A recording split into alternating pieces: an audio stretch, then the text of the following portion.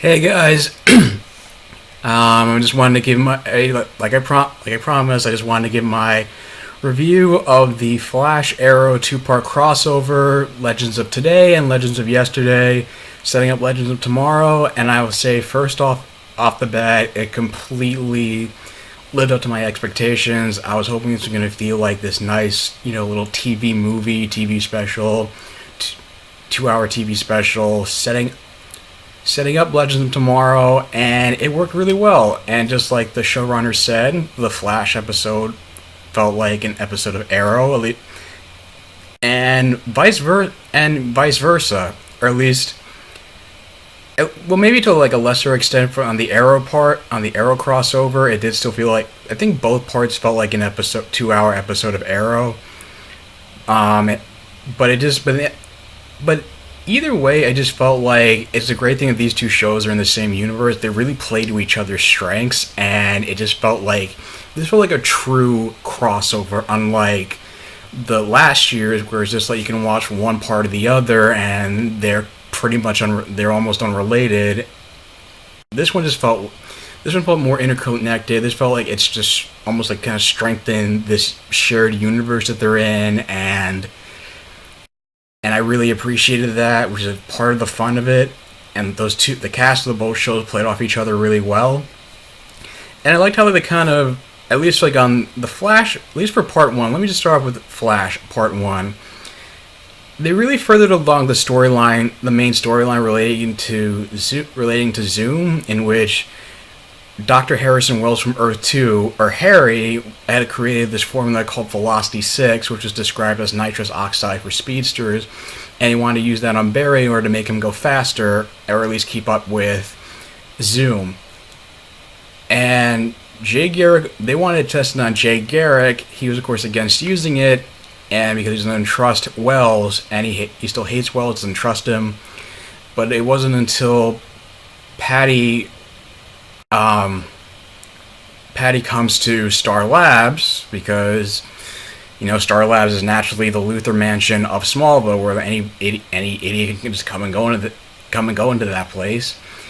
Harrison went out into the public. Patty saw him, and because she's out of the loop and doesn't know what's going on, or the whole Earth 2 situation, he followed Harrison Wells back to Star Labs, confronted him, and ended up shooting him, which prompted Caitlin to... By the way, just first of all, I don't get how, like, Caitlin can walk into the other room, not hear the whole standoff of what's going on, and then just come back, like, just conveniently. I mean, like, it's not like it was behind glass, the door is open, but it's weird. Anyway, they had to get Jay Garrick to come in. He's injected with the Velocity 6, and he's able to regain his powers temporarily in order to like vibrate his hand through Harrison Wells to remove the bullet and save his life. But he's still against Harrison Wells using Velocity 6 on Barry, which it just feels like he just seems like he's being kind of petty, and the characters become kind of one note, because it seems like now it's just, it feels like, Harry's become more helpful, more useful at this point, and more is like pushing Barry than Jay is, because he's afraid of confronting Zoom. He's coming across as a coward, even though I thought it was some informed attribute before, and now it's like he just like runs off because he doesn't want to help the team just because they're working with Harry, which is stupid. And here's a fan theory that I have, that they're going to introduce like Joan Garrick onto the show, but then you find out that she was one of the people who was probably killed during the particle accelerator accident on Earth 2. Because I feel like that's the reason why would make sense as to why Jay hates Harry so much, as like holding a grudge against him. But we'll wait and see. But getting back to the main story, I like how Cisco and Kendra, I think that they have the really good chemistry. I like Vandal Savage. I like Casper Crump's portrayal of him. It's just it's not too hammy. It's a little hammy, but it's not too hammy. I think he's going to make a good villain for Legends of Tomorrow. And I love how, like I said, it felt like a TV movie just because of the fact that they had this joke where Barry and Cisco were gonna take Kendra to Star City, and it was like, oh, they can't be busy. Like, what are they? What could they be up to? And you see like Team Arrow fighting Damien Dark, and it Hive soldiers, and then of course this is any Neil McDonough is be a little bit more hammier than usual, just because it's the Flash. They have liberties to do that, but and just as Damien Dark is about to kill Green Arrow, Flash comes in just in time to save him and Thea and Diggle, and they have this joke where it's like Diggle's the only one who throws up after he throws up after he super speeds with Barry, and Thea being like, wait, do we know the Flash? Oh, I guess we know the Flash. And then they also have and it seemed like a little rushed, but I mean, I get it. They're trying to like trying to bring her into the superhero world where it's like, hey, by the way, you're this reincarnated princess. You have bird wings. There's this like 4,000-year-old serial killer that's coming after you, and I liked how they had Vandal Savage, basically just how referencing like how he's influenced different events in history. I guess my other biggest gripe with it was just Malcolm Merlyn was just doing his like stealth hide by like Batman, and I didn't really get what he was there for other than to set up a joke for Barry where he's like, is that the only way he knows how to enter a room? Or just something like, or just to give exposition about Vandal Savage. So, but all in all, I liked how everybody's getting caught. It seems like Felicity is getting caught up on what's going on in each other's shows, or getting caught up on what's going on in the Flash.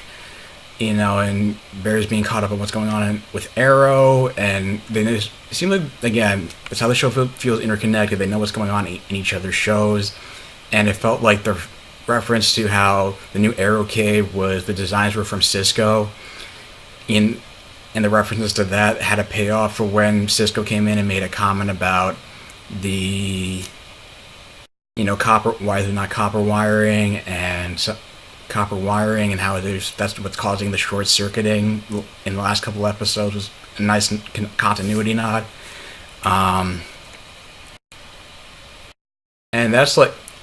then like I said, it felt like an episode of Arrow whenever the characters were in Star City, and then when it went back when it went back to Central City towards the end, and like on air when it was on part 2 of the crossover on Arrow, it did feel a little bit like the Flash, especially with Barry, ghosting, as they said, and like ghosting as they would described it. And it was interesting. I was surprised like how much the Oliver storyline where he sees they're at Jitters at the end of Flash. He sees the 10-year-old with a Flash action figure, then he sees the girl that he knocked up years back, and then he starts to like connect the pieces. He follows her to the house. By the way, the mother's name's Samantha and the son's name William, so Samantha just lies to him and says that William's not Oliver's son. He gets a hair sample from a cap that was dropped, that Samantha accidentally dropped, brings it to Barry, has a paternity test to confirm it, and then of course Felicity finds out because Barry doesn't do a good job of keeping it from Felicity. She kind of just keeps grilling him until he just shows him the paternity test. And, Oliver doesn't really have time to process this, and it kind of feels like Felicity's kind of being selfish and just being like so hard on him and saying like, oh, you don't trust me and you never will, when it's like the guy went away with you for like a 6-month hiatus between season 3 and 4, so it just feels like forced drama, a little bit of forced drama, and it ends up resulting in So that combined with the fact that these electromagnetic gauntlets used to get the Staff of Horus away from Vandal Savage, and not bringing in the rest of Team Arrow to surrender Hawkgirl and Hawkman over to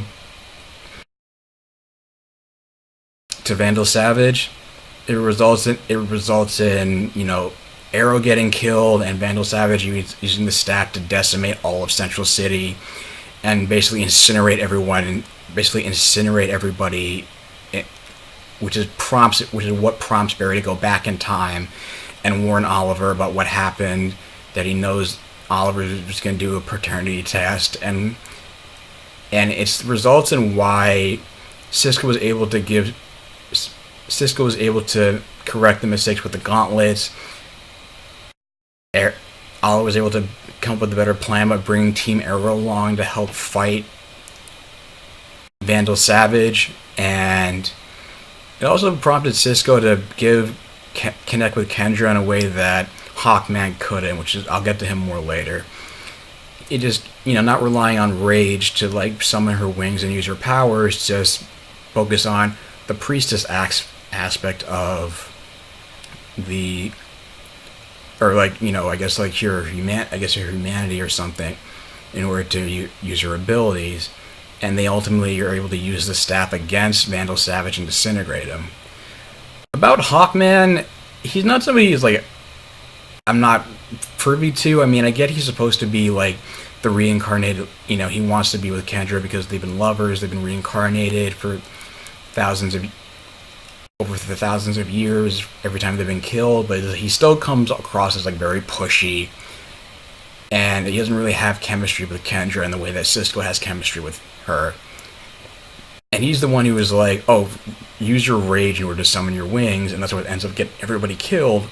Cisco's the one who's able to, like, because he's been through the whole adjusting to having superpowers and the fear and anxiety from having it, is able to sort of calm her down and like kind of be her rock, and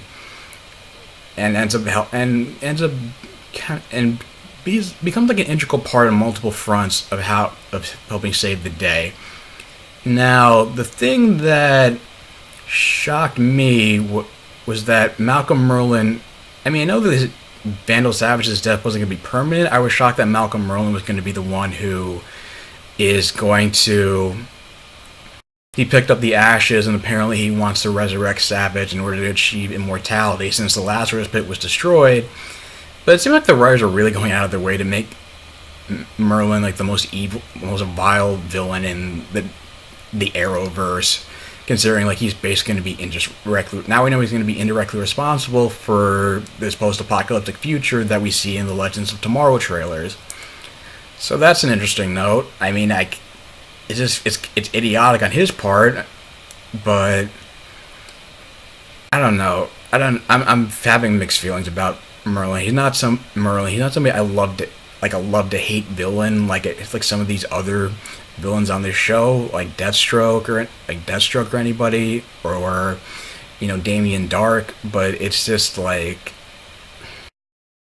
he just seems like he just seems like more of a bastard, and there's just times where it just feels like he just overstays it. He overstays his welcome in 3, and he makes some like idiotic decisions regarding his relationship with Thea and just the world at large, as we're seeing right now. But anyway, like I said, this was definitely a damn near perfect crossover. I give the whole thing a 9 out of 10. If you haven't watched it yet, I think it's at the CWTV.com streaming website, or on Hulu, or wherever you can get it streaming. And I'm going to go, and right now I'm just going to sign off because I want to go see The Night Before. I'll do a review on that. Hopefully next week I'll get my review, my thoughts on Agents of S.H.I.E.L.D. so far this season, as well as Supergirl. So I'll check you guys later. Take care.